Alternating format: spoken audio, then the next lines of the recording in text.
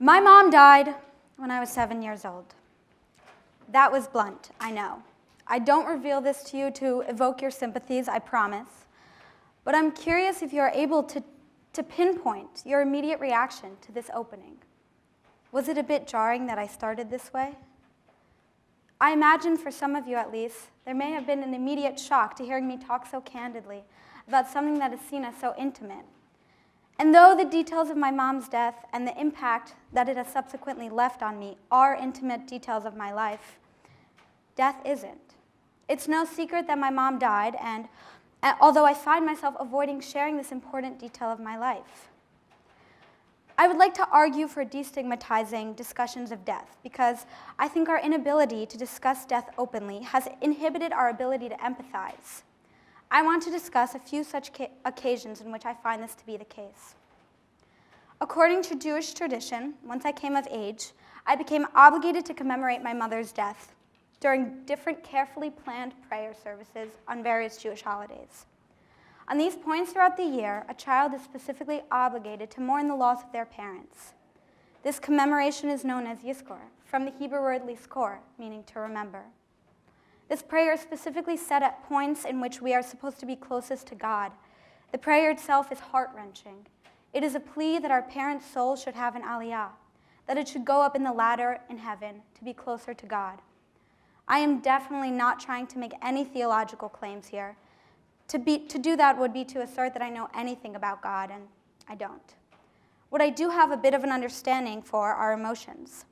Whatever I may believe, this is an emotional prayer, a time I'm given to think about my mother and the impact of her death. And not just me, of course, but many others who have been forced to cope with the loss of a parent. Traditionally, the other congregants in synagogue leave at this point in the prayer service. This custom for non-mourners to leave the sanctuary at this time stems from a superstition that you should avoid commemorating death of parents when your parents are alive. I don't bring this up to analyze the superstition, merely the consequences. It leaves me feeling impure in some way, as if to say, I don't want to catch what you have, and therefore I can't support you. Growing up, I was often the youngest member to stay in synagogue to recite this prayer.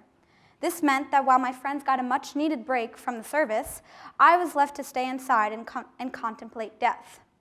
It was a very isolating experience and remains so. Why is a community abandoning me in a time of desperate need? It is something I've struggled with, yet haven't been able to address. I wish it were okay for me to simply stand up in front of the community and describe this feeling to elucidate the emotions evoked when saying this prayer. And to go even further, because death is not often discussed, many don't even understand the implications of this prayer. This prayer for many is just an opportunity to catch up with friends outside the synagogue. It is not even entirely clear to some people what is going on during that prayer service. If discussions about death were to be more mainstreamed, it might not be uncomfortable to get up in front of the congregation and remind them what this time is for many people, therefore eliciting a certain level of respect, which I don't currently find in many communities. This is a clear example of how our stigmas around this conversation has impeded on our ability to empathize. Death is a personal and individual experience, but that doesn't mean we need to forfeit a space to cope. I deal with everything through humor, especially death. For example, a comment like, "It's so annoying my mom died because now I have to stay inside during the yizkor service," is obviously a joke. My annoyance over my mom's death extends way further than just the requirement to pray for a bit longer. The horrid looks I've received from these types of jokes is frustrating, to say the least. Why should I feel uncomfortable with my own coping mechanism? But, as has been pointed out to me on numerous occasions, people just don't know how to respond, and that is a totally fair point. But then why don't we do something about that? Why don't we allow for a culture in which death is discussed and people learn how to respond? I want to clarify, I do understand that there are many ways to cope with death, and my understanding may in no way be the majority opinion. And I want to underline that this speaks to a larger issue of openly discussing and destigmatizing certain personal struggles. There is no need to go through our struggles alone. In fact, it's often detrimental to do this. If we allow for a culture in which these struggles can be openly discussed, we can allow for a culture in which we're able to empathize with someone else's struggles.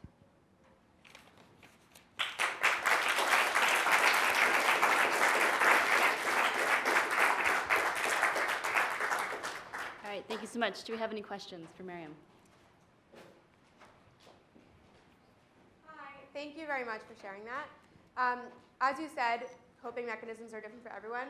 Can you offer one or two suggestions of how to navigate the different sensitivities that people feel towards death and discussing death? For me, like what I find to be a helpful thing. Yeah. Well, I think listening is always important, and making it clear that you're there for support. And there's no advice to be given. There's not much to say, but there's much to listen to, and that can be really helpful. And just following up maybe is also, I mean, it's, as I said, it's a very individual experience, and like people deal with it in different ways, but a lot of times it's often as I was talking about, it's often an uncomfortable thing to bring up, so maybe ask them how they're doing, you know? Yeah. Do you have any other questions? Okay, great. So